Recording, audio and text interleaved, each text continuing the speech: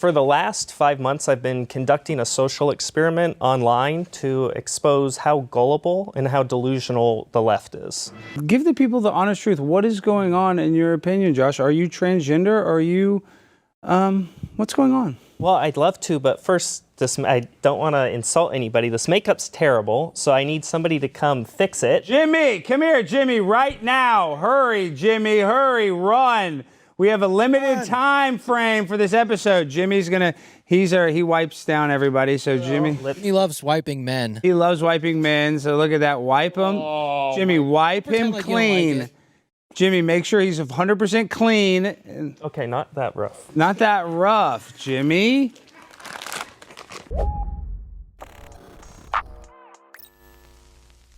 That was the big reveal from reality TV show star turned right-wing grifter Josh Seiter, who claims that he pretended to be trans for 5 months as part of a social experiment in order to demonstrate how unreasonable the left is.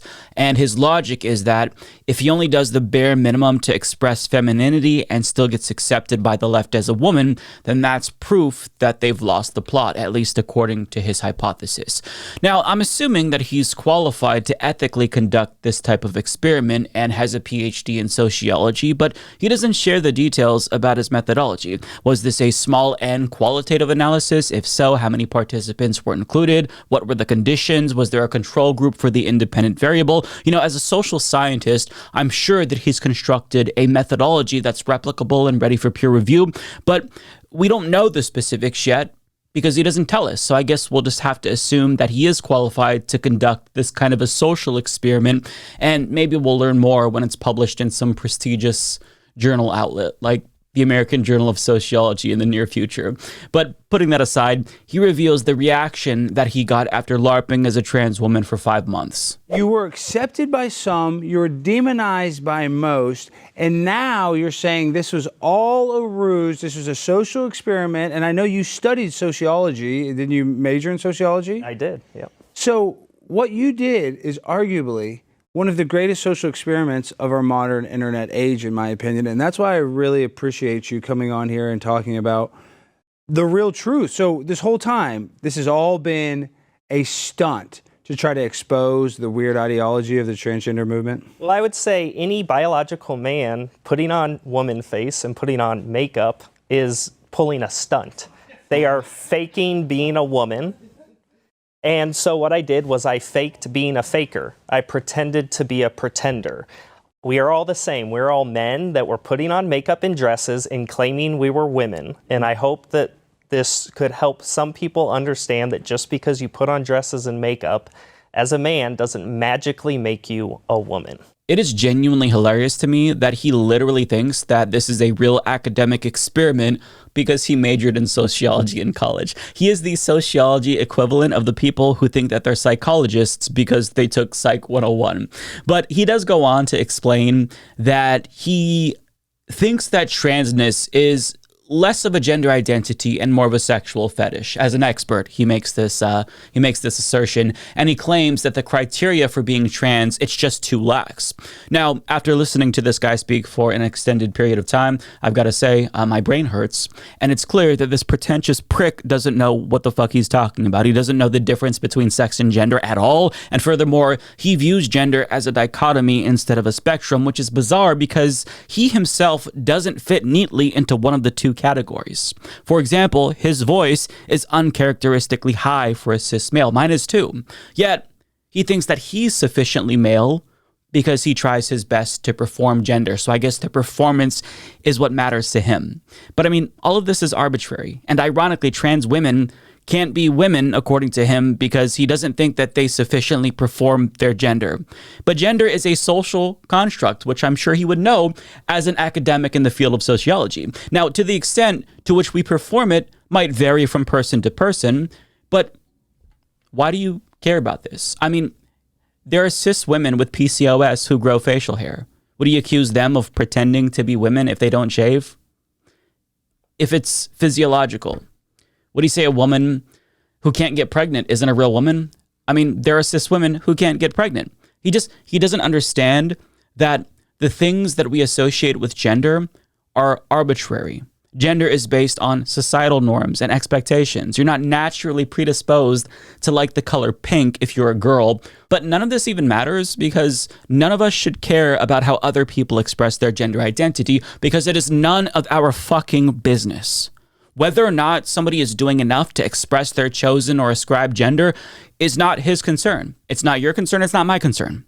And that's what he doesn't understand. He thinks it's an own that the left believed him when he said that he was a woman, but that is the essence of tolerance. We don't have to understand someone's gender identity or sexual orientation to tolerate it. What matters is that we respect people's choices and give them the freedom to express themselves in the way that they see fit. I personally don't understand how anyone could subscribe to an organized religion or believe in God, but I don't need to understand that type of thing to tolerate it. Tolerance is about giving people the freedom to live their lives the way that they want. So quite frankly, I don't care if you disagree with being trans or you don't understand it. What matters is that trans people have the freedom to exist. And the implication here is that there should be restrictions on trans people since he doesn't believe that their identities are legitimate. He's essentially making the case for intolerance because he's too stupid to understand what trans people go through. And that really is what separates conservatives from everyone else. To them, it's our body's their choice, but for those of us on the left, it's your body, your choice. And that's actually one thing that we did learn from his so-called social experiment. The New York Post reports, Josh, an influencer from Chicago, Illinois, said, "I fear for my safety all the time." This was when he was LARPing as a trans woman. Quote, "If I am in a restaurant, a park, or in downtown Chicago, I get nervous. I am looking behind my back and wondering if someone is going to stab me or hurt me. The abuse I have been getting is pretty awful. I've been met with intolerance, bigotry, and gatekeeping. I am getting a lot of hate from the LGBTQ plus community, and the conservatives are giving me death threats saying they want to murder me. I have been told that if they run into me in the street, they will shoot me. The abuse has been awful. It is a complete 180 from what has been represented to me my whole life, that the LGBTQ plus community is accepting and tolerant." Now keep in mind that those quotes from him were published in the New York Post before he said, "Surprise everybody, I'm not really trans." And it is wild to me how he can talk about how conservatives were literally threatening to murder him, but then goes on to explain how shocked he was to see how intolerant the LGBTQ community was. But there's a bit of a contradiction here because in his interview with Alex Stein, he suggested that the left had largely embraced him, which is why he said that they were loony and they proved his point. But in that article, he was quoted saying, "Oh my God, even the LGBTQ community is intolerant of me." So which is it? Now, I think that he's embellishing when he talks about hate that he received from the LGBTQ community. I mean, it's entirely possible that he did see some intolerance from the community because it's not a monolith, but it undermines his entire hypothesis. But I will say, the one trans person who did criticize him was Buck Angel, who became a right-wing grifter himself and cozied up to TERFs. Now, you can argue that maybe Buck Angel was gatekeeping, therefore that's evidence that he saw some resistance from queer people. But aside from that, based on what he says in the aftermath of his experiment, the left was largely accepting. So there's that discrepancy that he's not addressing, but I do love how he tried to prove how loony the left was, but ended up just confirming how cruel and intolerant the right was instead. Good job. I mean, if your conclusion is that the left was largely open-minded and accepting to somebody who was seemingly gender non-confirming or not cis, we plead guilty. That's us. You've got us. Nailed it.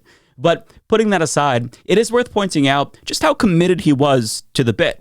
The New York Post continues, Josh said her family have largely been supportive. Despite my mother being of a Christian faith, she has been really understanding and open-minded. She is a supporter of mine and she loves me. She loves me regardless. In other words, he was so committed to the bit that he literally came out to his mother. Now, lucky for him, it seems like his mother is a lovely, accepting person.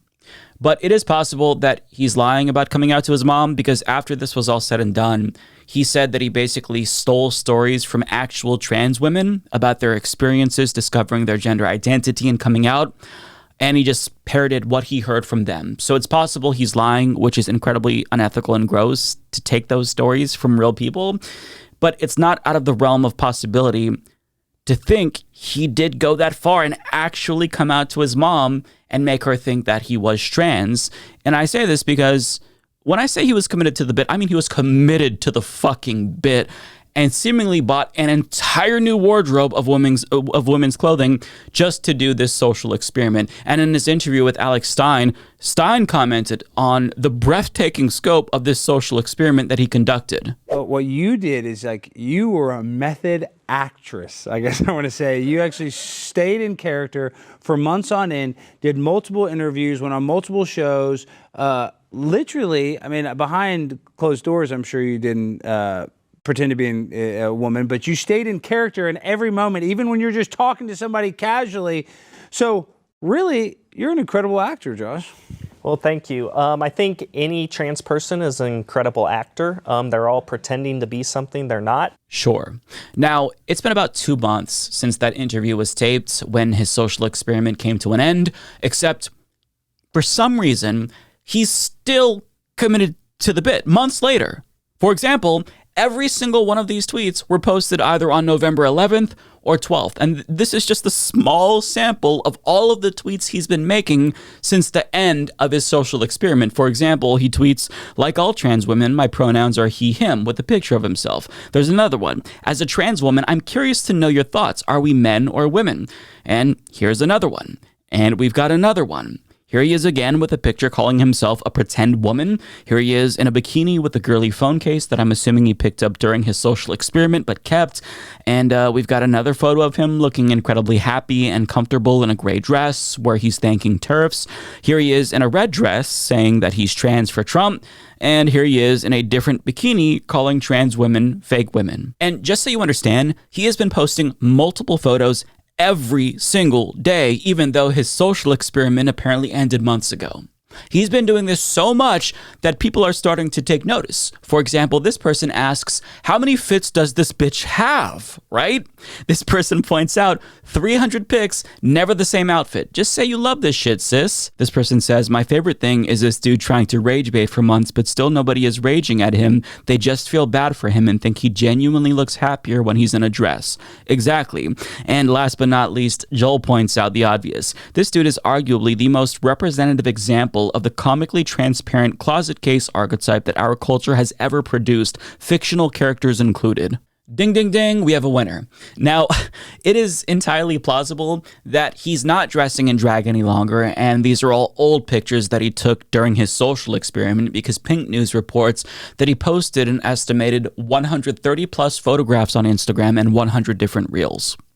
So maybe it's the case that he's just posting old photographs. I'm not necessarily convinced of that. But even if all of these pictures were taken during his stint as a trans woman, it's odd to keep posting them once it's over, if transness really is as absurd as he says it is. Because if you really think that, if you actually think that being trans is bad, wouldn't these photos be humiliating to you?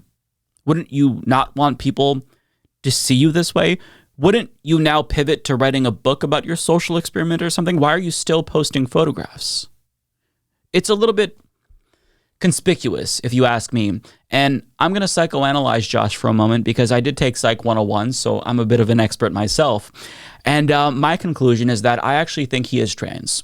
I think he's trans, unironically. And when he came out, it was probably genuine. Or when he started the experiment, maybe it wasn't genuine, but as he began to progress throughout the experiment, he realized he felt really comfortable wearing dresses and makeup. But since he was already immersed in that right-wing ecosystem, they just wouldn't accept him. So he realized the only way that he could actually exist in this space as a trans woman or gender non-confirming person was to be this sort of mascot for transphobia. So even though he might think he looks cute to himself and feels comfortable in his own skin, he knows that he can't project that confidence unless he cloaks it in transphobia so he gets acceptance from his right-wing followers.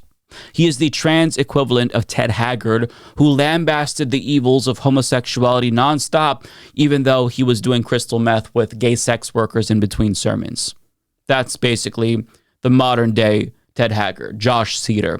And look, it is genuinely sad that he seemingly doesn't feel like he can just say, you know what?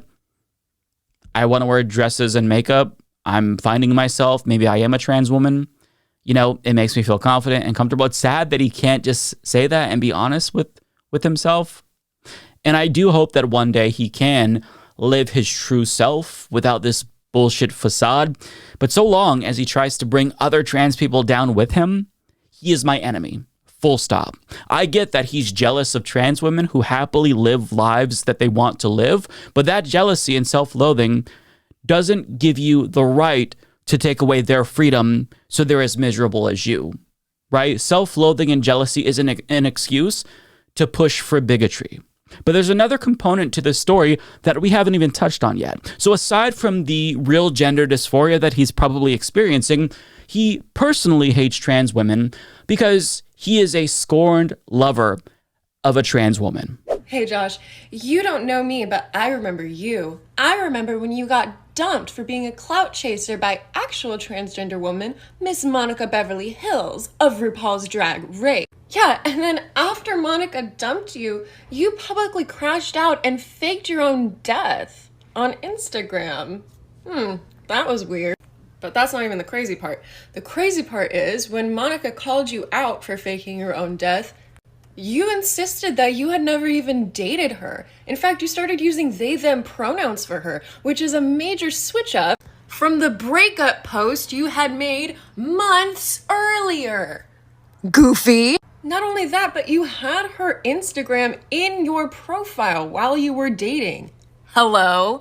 So all this little stunt being the result of being dumped by an actual trans woman is fucking insane. Seek help. So there you have it. And his ex-girlfriend actually responded to that TikTok confirming that her timeline of the events was absolutely correct. So the death hoax makes it clear to me that he's a clout chaser at a minimum. But when it comes to the trans stunt, it's either the case of, hey, a trans woman broke my heart, so I'm going to destroy all trans women, or I'm actually trans myself, but I just don't want to admit that, or both. If I had to guess, I'd say it's probably a little bit of both, but nobody knows for sure except for him. Either way, it's clear that this is a deeply sad, self-loathing, hateful person who is doing everything he can to make trans people as miserable as he is. Now, I don't care why you're attacking trans people. Maybe he's lashing out and externalizing his own internal struggle, but that doesn't matter to me. If you attack trans people, you are a piece of shit. And if he continues down this path, he will never experience the true happiness, confidence, and just inner peace that trans people feel when they come out and they embrace themselves. I mean, talk to a trans person. They genuinely are happy and comfortable in their own skin. And it seems like that's something that he's never going to experience. And that's sad, but you don't have to be a hateful bigot, right? It's not easy for any LGBTQ plus person to come to terms with their identity because of how hateful society is. So to come out as trans and be your true self, that is a radical act of self-love that I absolutely respect. It's badass. I respect all trans people for doing that. And if he wasn't such a hateful piece of shit, maybe he could experience some of that trans joy. But apparently he's choosing to just resist. Who knows for how much longer.